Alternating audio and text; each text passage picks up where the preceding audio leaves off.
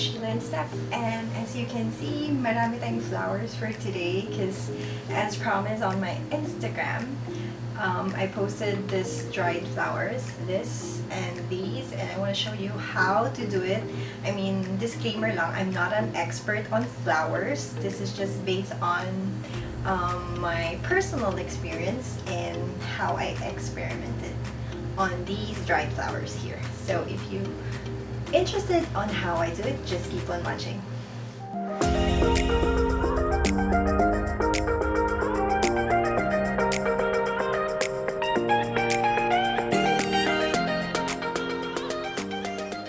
So there, welcome back to Sheila and Steph. For today, it's just me, Sheila. So, ayan, today we're back. I mean, I'm back. I know it's been a while since our last video. I mean, for the past couple of months, we've been just laying low at home and just being productive at home, like this experiment, and we really did feel like vlogging. So, I hope that's okay with you guys and you forgive us. So, for today, ito yung experiment natin. So, these are dried flowers. Ayan, and these are called Goldenrods. These are really super affordable flowers. Ayan. Sorry, I can't find a fresh. I really wanted to show you guys yung fresh. So, I'll just show you a picture of the fresh compared to this one dried. It really looks nice, kahit dried na siya. And it's gonna really last you a long time. So, depende na lang on how you take care of it. So, nauso talaga yung dried flowers. I saw a lot of shops in Manila, like Pretty Withered, Blooms Artisans, Moss Manila, and from these three shops, I actually ordered from them, and it's been like 2 weeks now, and my orders hasn't arrived kasi yun nga, it's the ECQ, MGCQ, so yung shipments are taking so long. So this is gonna be a part 1 of the dried flowers. So when those flowers arrive, I'll give you another vlog for part 2. So yan, etong Goldenrods, I just found it here in Butuan. Locally siya available. But for the past week, I can't find a supplier for this one. So, ayan, ito yung Goldenrods. And ito yung local na baby's breath. Ayan. These are actually white siya when fresh pa to. And medyo greenish-brown na yung stem. So when it's dried, it's not as pretty, but pwede na rin. Ayan, I'll give you a closer look. Ayan, and also, yung pinakamagandang i-dried talaga is this one. Yung Statice. Ay, wait. So, yeah. So this is the Statice. Ayan siya, guys. These are purple and purple, violet, whatever, and the white. So, dried na to siya. I actually dried this for a week lang. And this one also, like, for 5 days dried na siya, but I waited I actually waited 2 weeks para totally dry, and these are really totally dry. You will know that mag-totally dry siya kasi medyo stiff na yung stick. And, ayan. These are really so pretty. The Statice. Yeah. Give you a closer look. It's so cute. It's so pretty. Para talaga siyang fresh or plastic. As you can see. So another inexpensive and you can just find at any basakan here in Butuan or any of your empty lots, yung mga malapit sa mga bushes, yung mga ganon, is this one. And I'm not sure what you call this. Is it called Lagorus or bunny's tail? But these are just the ones I found outside our house, yung empty lot. I was just going in our house na, tapos I waited outside, and then I just saw this one, and kinat ko sila. I only found a few kasi yung iba nasa loob na ng tall grasses, and I don't want to go there kasi baka may snake. So, ayan, these are so pretty, right? And they're They don't cost you anything. You just have to cut them on the yard or something. So, ayan, be resourceful. And one more thing that I found is this one. Sobrang taas nito. Para siyang ganon, pero mas malaking version. Is this one. Here. I managed to get just one kasi it's been raining for like weeks now. And when it's wet, nalalagas yung mga feathers niya. Or yung mga fiber, whatever you call this. So I'm really not sure what this one.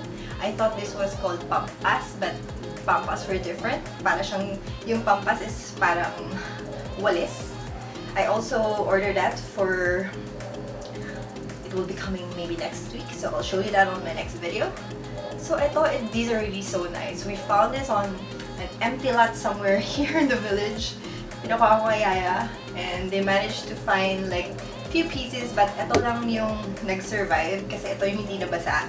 So, tip if you're going to go out and find yung ganito sa mga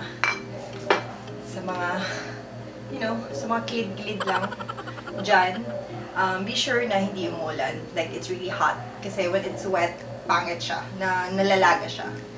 For roses, I tried drying them, but hindi sila gaano kaganda when it's dried. This one is like 3 weeks to. It takes so long for roses and other flowers na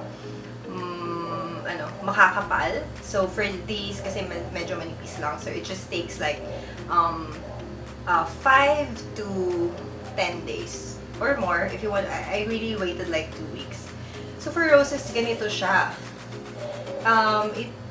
It looks dead, but it really looks kind of dead because it's dried for roses. But depends on your concept, on your decor. Ito, this one's so cute. Pwede na rin siya, diba, for decor. Parang rustic yung dating niya. So, ayan. And this bottle is actually just empty wine bottle. Ayan. Maganda siya, right? Parang siyang perfume.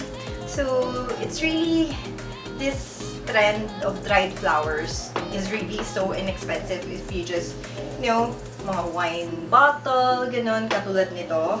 So, yung mga red wines, yung mga green, I actually have it but I did not brought any kasi hindi siya babagay dun sa concept ko. So, ayan. So, some of these vases I got, I got from Robinson's department store. This one from All Home. And, saan pa ba ako bumili? Yun lang ata. All Home and Robinson's department store. So, yeah. So, these are so pretty. I just got this today. Gypsophila. I'm gonna show you how to dry it. Okay? So, ito yung Misty Blue, Misty White. Yeah. And these are the Gypsophila. And these are so pretty. So, today I'm gonna show you how I dried them. So, ayan. And I almost forgot. These are the eucalyptus. Ayan. I really expected na mas mabango sila, but it's not that scented. Kumamoy talaga. Not so strong. Parang super light lang. Hindi ko masyadong mamoy. So yeah, I'm gonna show you how I did it. You'll be needing today for how to dry the flowers are rubber bands. I got this from the office, my used rubber bands. And this one are called cable ties, since my husband has a lot of this around the house, yung mga cable tie, but you can use ribbons if you want, or mga used ropes, ganun. So, kahit ano. So, anything available. There, as you can see, I'll have my cable tie and my rubber bands. So, I'm gonna show you how.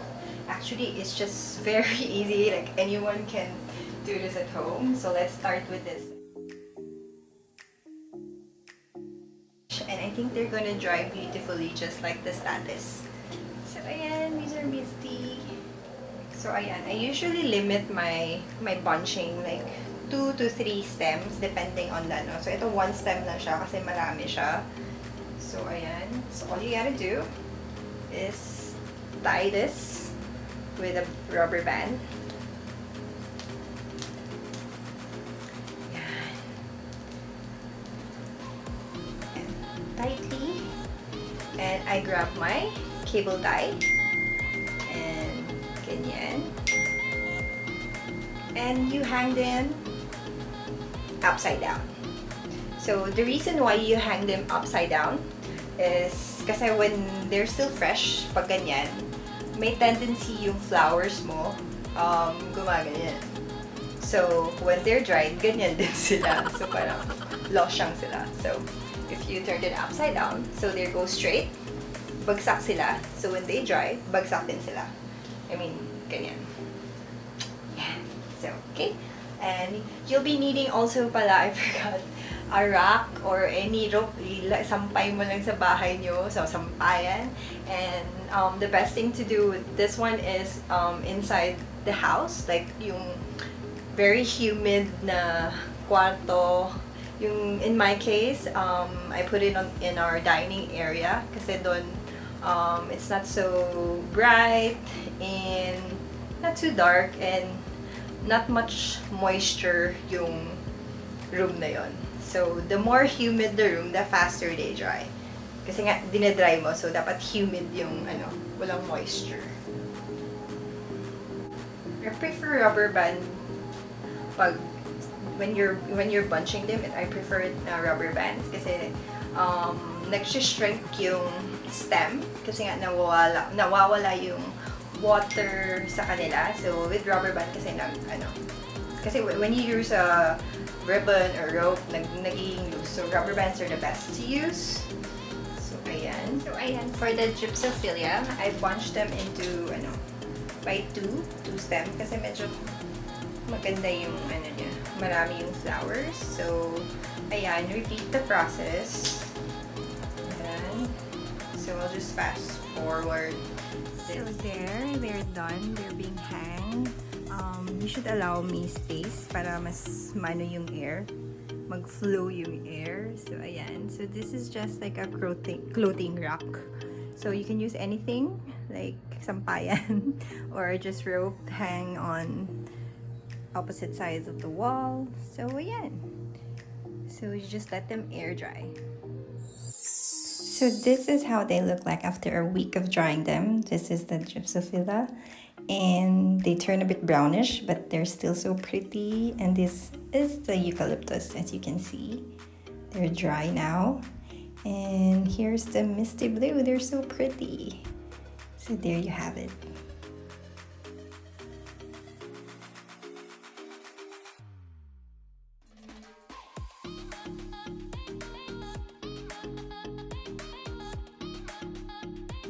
So that's it for today, guys. I hope you love this video and find this video helpful, and I hope that everyone is doing safe at home. And please wear a mask when you go out if you need to go out, and please keep safe and stay healthy, guys. Thank you so much for watching.